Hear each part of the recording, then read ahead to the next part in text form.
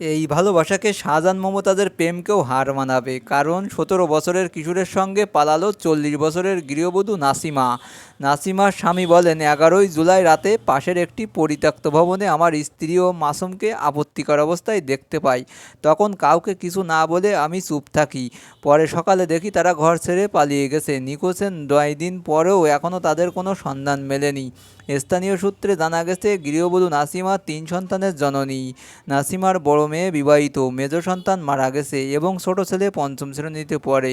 এদিকে কিশোর মাসুমের বাবার সঙ্গে যোগাযোগ করালে তিনি জানান, এখনও তার ছেলের কোনো খোঁজ পাওয়া যায়নি। তার মোবাইল ফোনটিও বন্ধ রয়েছে। এ ঘটনায় এলাকায় চাঞ্চল্যকর সৃষ্টি হয়েছে। দীর্ঘ ২২ বছরের সংসার জীবনের পর এমন ঘটনায় অনেকেই হতবাক হয়ে গেছেন। এলাকাবাসী দ্রুত তদন্ত করে প্রয়োজনীয় ব্যবস্থা নেওয়ার দাবি জানিয়েছেন প্রশাসনের কাছে। আর বন্ধুরা, এমন এমন ভিডিও পেতে আমার চ্যানেলটা সাবস্ক্রাইব করে দিও। আর ভিডিওটা ভালো লাগলে অবশ্যই একটু শেয়ার করো। ভালো থাকো।